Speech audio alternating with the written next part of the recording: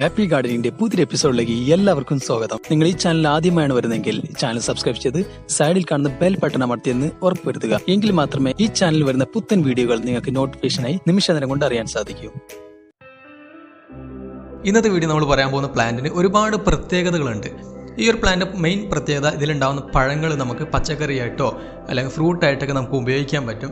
അതുപോലെ തന്നെ ഇതൊരു കാസ്കേഡിങ് പ്ലാന്റ് ആണ്. വള്ളിയായിട്ട് നമുക്ക് ആർച്ച് ഉണ്ടാക്കാം. ഇതുകൊണ്ട് നിറച്ച് പൂക്കളുണ്ടാകും. പൂങ്കുലകൾ കൊല കൊത്തി ഉണ്ടാകുന്ന ഒരു സ്വഭാവമുള്ളൊരു പ്ലാന്റ് ആണ്. അപ്പോൾ നിറച്ച് പൂക്കളുണ്ടാവും. വെളുത്ത നിറത്തിലുള്ള പൂങ്കുലകൾ ഉണ്ടാകുന്ന ഒരു പ്ലാന്റ് കൂടിയാണിത്. അപ്പോൾ അതിൻ്റെ ഒരു ഭംഗിയും അതിൻ്റെ അട്രാക്ഷനൊക്കെ നമുക്ക് പല രീതിയിൽ നമുക്ക് യൂട്ടിലൈസ് ചെയ്തെടുക്കാൻ പറ്റും. പല രീതിയിൽ നമുക്ക് ഈ ഒരു പ്ലാന്റ് വളർത്തി അതിൻ്റെ ഒരു പൂക്കൾ ഉണ്ടാകുന്ന സ്വഭാവം നമുക്ക് നല്ല രീതിയിൽ യൂട്ടിലൈസ് ചെയ്ത് നമ്മുടെ ഗാർഡൻ ഒരുപാട് മനോഹരമാക്കി എടുക്കാൻ ഈ ഒരു പ്ലാന്റിനെ കൊണ്ട് സാധിക്കും. അപ്പോൾ ഇന്നത്തെ വീഡിയോ നമ്മൾ പറയാൻ പോകുന്നത് ഈ ഒരു പ്ലാന്റിനെ കുറിച്ചാണ്. അപ്പോൾ നമുക്ക് നേരെ വീഡിയോയിലേക്ക് എടുക്കാം. അപ്പോൾ നമ്മൾ ഓരോ പ്ലാന്റിനെ കുറിച്ചും അതിൻ്റെ പ്രത്യേകതകളെ കുറിച്ചൊക്കെ ഇങ്ങനെയുള്ള വീഡിയോകൾ ചെയ്യാൻ തുടങ്ങിയിട്ട് കുറച്ച് ദിവസങ്ങളായി. അപ്പോൾ ഇങ്ങനെയുള്ള വീഡിയോകളൊക്കെ ചെയ്യുമ്പോൾ പലരും ആ ഒരു വീഡിയോ മുഴുവനായിട്ട് ക്ഷമയോടുകൂടി കണ്ട് നല്ല അഭിപ്രായങ്ങളൊക്കെ താഴെ കമൻറ്റ് ചെയ്യാറുണ്ട്. അതൊക്കെ കാണുമ്പോൾ നമുക്ക് വീണ്ടും വീണ്ടും വീഡിയോകൾ ചെയ്യാനുള്ളൊരു പ്രചോദനം തന്നെയാണ്. അപ്പോൾ ഇന്നത്തെ വീഡിയോ നമ്മൾ പറയാൻ പോകുന്ന പ്ലാന്റ് ലെമൺ വൈനാണ്. ലെമൺ വൈൻ എന്ന് പറഞ്ഞ പ്ലാന്റ് ഇപ്പോൾ കേരളത്തിൽ ഒട്ടുമിക്ക ആളുകളുടെയും കൈകളിലെത്തിയ ഒരു പ്ലാന്റാണ്.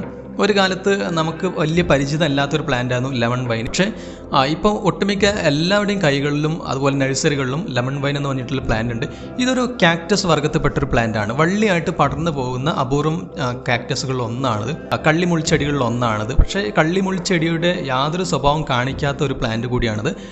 കള്ളിമുൾച്ചെടി ആണോ എന്ന് നമുക്ക് സംശയം തോന്നുന്ന ഏകൊരു ലക്ഷണം ഇതിലുണ്ടാകുന്ന ചെറിയ മുള്ളുകളാണ്. മുള്ളുകൾ ആദ്യ തുടക്കഘട്ടങ്ങളിലൊന്നും ഇതിൽ മുള്ളുകൾ ഉണ്ടാവില്ല. പക്ഷെ പടർന്ന് പന്തലിച്ച് വരുമ്പോൾ ചെറിയ മുള്ളുകൾ ഇലഞ്ഞെടുപ്പുകൾക്കിടയിൽ നിന്ന് പൊങ്ങി വരും. അപ്പോൾ ഈ ഒരു പ്ലാന്റ് പ്രത്യേകത ഇതിൻ്റെ പൂക്കൾ തന്നെയാണ്. ഭയങ്കരമായിട്ട് കൊല കുത്തി ഒരേ സമയം പൂക്കുന്ന പൂക്കളാണ് ഈ ഒരു പ്ലാന്റ് മെയിൻ അട്രാക്ഷൻ. അപ്പോൾ ഈ ഒരു പ്ലാന്റ് വളർത്തി ഏകദേശം 6-7 മാസം ആകുമ്പോൾ തന്നെ ചെടി പൂത്തു തുടങ്ങുമ്പോൾ തന്നെ നിറച്ച് കൊല കുത്തി പൂക്കുന്നൊരു പ്രവണതയാണ് ഈ ഒരു പ്ലാന്റുകളിൽ. ഈ പൂക്കളെല്ലാം വിരിഞ്ഞ് പരാഗണം നടന്ന് കുറച്ച് കഴിയുമ്പോൾ ഇതെല്ലാം കായായിട്ട് മാറും. ഇങ്ങനെ ഇതിലുണ്ടാകുന്ന കായകൾ നമുക്ക് ഭക്ഷ്യയോഗ്യമാണ്. ഈ കായകൾ ശരിക്കും പറഞ്ഞാൽ ഭയങ്കര പുളിയായിരിക്കും. ഈ പുളിയുള്ള കായകൾ നമുക്ക് കറികളിൽ തക്കാളിക്ക് പകരം ഇടാം, അച്ചാറിടാൻ ഉപയോഗിക്കാം. അങ്ങനെ ഒരുപാട് കാര്യങ്ങൾക്ക് വേണ്ടി ലെമൺ വൈനിൻ്റെ കായകൾ ഉപയോഗിക്കാം. ഇത് പഴുത്തിട്ട് ഭയങ്കര മധുരം ഉണ്ടാവുമെന്ന് പ്രതീക്ഷിക്കരുത്.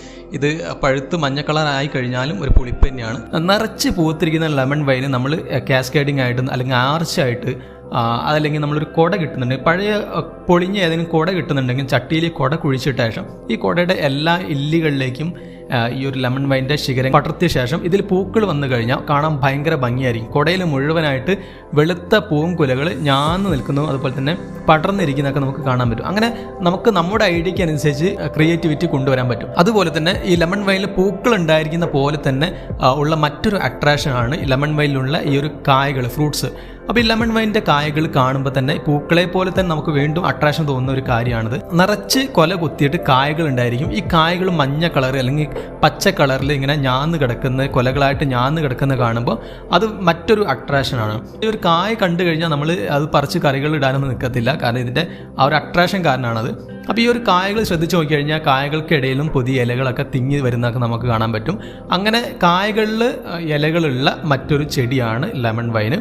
പിന്നെ ഇതിൻ്റെ പ്രൊപ്പഗേഷൻ എങ്ങനെയെന്ന് ചോദിച്ചു കഴിഞ്ഞാൽ വളരെ ഈസി ആയിട്ട് നട്ടുപിടിപ്പിക്കാൻ പറ്റിയ ഒരു പ്ലാന്റ് ആണ് ലെമൺ വൈന്. ഇതിൻ്റെ തണ്ടുകൾ മുറിച്ച് നട്ടുകൊണ്ട് നമുക്ക് പുതിയ ചെടികൾ ഉണ്ടാക്കാം. അതുപോലെ തന്നെ നമുക്ക് ഞാൻ നേരത്തെ പറഞ്ഞു കഴിഞ്ഞു ഇതൊരു കാക്ടസ് വർഗ്ഗത്തിൽപ്പെട്ട പ്ലാന്റ് ആണ്. അതുകൊണ്ട് തന്നെ ഇതിൻ്റെ ഇലകൾ എടുത്ത് നമ്മൾ നട്ടു കഴിഞ്ഞാലും ഇലകളിൽ നിന്നും പുതിയ തൈകൾ നമുക്ക് ഉണ്ടാക്കിയെടുക്കാൻ പറ്റും. അങ്ങനെ ഒരുപാട് പ്രത്യേകതയുള്ളൊരു പ്ലാന്റ് ആണ്. പക്ഷേ കാക്ടസിൻ്റെ ഒരു സ്വഭാവം കാണിക്കാത്തൊരു പ്ലാന്റ് കൂടിയാണിത്. കാരണം ഇത് വള്ളിയായിട്ട് പടർന്ന് പോകുമ്പോൾ പടർന്ന് പന്തലിച്ച് ഇങ്ങനെയൊക്കെ പൂക്കൾ ഉണ്ടാകുമ്പോൾ നമ്മൾ പെട്ടെന്ന് നമുക്ക് തോന്നത്തില്ല ഇത് കാക്ടസ് ഫാമിലി പെട്ടൊരു പ്ലാന്റ് ആണെന്ന്. പക്ഷേ മറ്റുള്ള കാക്ടസിനെ പോലെ തന്നെ അധികം വെള്ളക്കെട്ടുള്ള ഭാഗങ്ങളിൽ ഈ ഒരു പ്ലാന്റ് സർവൈവ് ചെയ്യാൻ പറ്റില്ല. വെള്ളക്കെട്ട് കൂടുതലുണ്ടെങ്കിൽ ഈ പ്ലാന്റ് അടിയോടെ ചീഞ്ഞു പോകുന്ന പ്രശ്നം കാണിക്കാറുണ്ട്. അപ്പോൾ നമ്മളത് പ്രത്യേകം ശ്രദ്ധിക്കുക. അധികം വെള്ളക്കെട്ടുള്ള ഭാഗങ്ങളിൽ നടാതിരിക്കുക.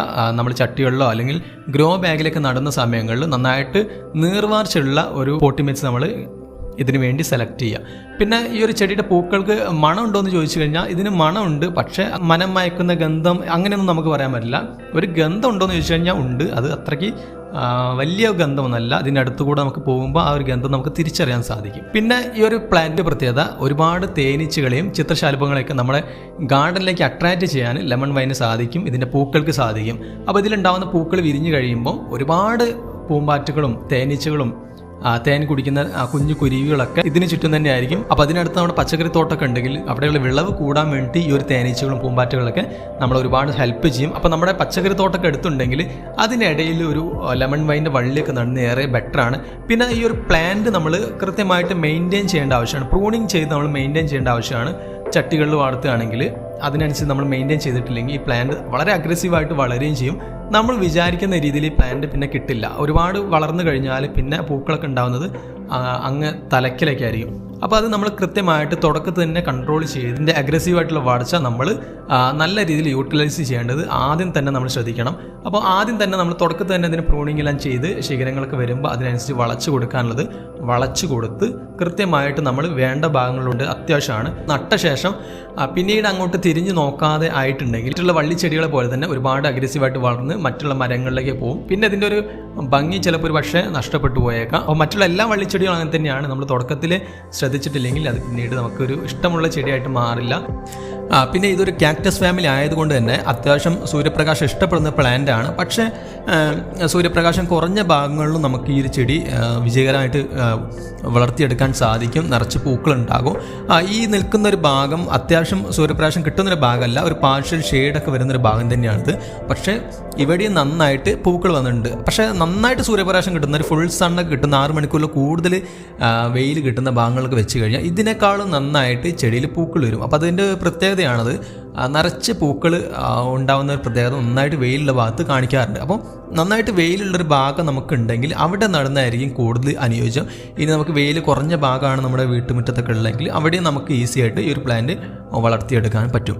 പിന്നെ ഇതിന് രോഗബാധകൾ പൊതുവെ കുറവാണ്. നമുക്ക് മറ്റുള്ള ചെടികൾക്ക് വരുന്ന പോലെ അല്ലെങ്കിൽ റോസിന് വരുന്ന പോലെ ഫംഗൽ രോഗങ്ങളൊന്നും ഈ ഒരു പ്ലാന്റ് വരാറില്ല. നമ്മൾ മറ്റുള്ള ചെടികൾക്ക് കൊടുക്കുന്ന ഒരു കെയർ വെച്ച് നോക്കുമ്പോൾ വളരെ കുറഞ്ഞ കെയർ, നമ്മൾ വളം ചെയ്യുന്ന ഒരു കെയർ മാത്രമേ ഇതിന് ആവശ്യമുള്ളൂ. പിന്നെ ഇടയ്ക്ക് പ്രൂണിങ്ങും അങ്ങനെയുള്ള കുറച്ച് കാര്യങ്ങൾ മാത്രമേ ഈ ഒരു പ്ലാന്റ് ചെയ്യേണ്ടതായിട്ട് വരുന്നുള്ളൂ. റോസിന് പോലെയുള്ള അല്ലെങ്കിൽ മറ്റുള്ള പൂച്ചെടികൾക്ക് വരുന്ന പോലെ ഫംഗൽ രോഗങ്ങളോ അല്ലെങ്കിൽ കീടങ്ങളൊന്നും വല്ലാതെ ഈ ഒരു ചെടി ആക്രമിക്കാറില്ല.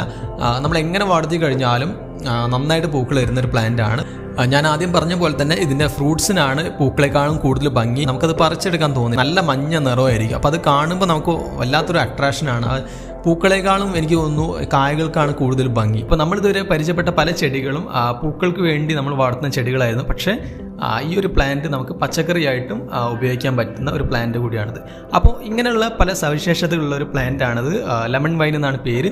അപ്പോൾ നിങ്ങളുടെ കളക്ഷനിൽ ലെമൺ വൈൻ ഇല്ലെങ്കിൽ അടുത്തുള്ള നഴ്സറി പോയി കഴിഞ്ഞാൽ നിങ്ങൾക്ക് ലെമൺ വൈൻ ഈസി ആയിട്ട് ഇതിൻ്റെ തൈകൾ ഒപ്പിച്ചെടുക്കാൻ പറ്റും. അപ്പോൾ ഒന്ന് അന്വേഷിച്ച് നോക്കുക, തീർച്ചയായിട്ടും നിങ്ങൾക്ക് ലെമൺ വൈൻ്റെ തൈകളൊക്കെ കിട്ടും. അപ്പോൾ ഇന്നത്തെ വീഡിയോയിൽ ലെമൺ വൈനെ കുറിച്ചുള്ള കുറച്ച് കാര്യങ്ങളാണ് പറയേണ്ടത്. വീഡിയോ നിങ്ങൾക്ക് എല്ലാവർക്കും ഉപകാരപ്രദമായി ഉണ്ടാകുന്നതാണ് വിശ്വാസം. അപ്പോൾ അടുത്ത വീഡിയോയിൽ കാണുന്നവരെ ഹാപ്പി ഗാർഡനിങ്.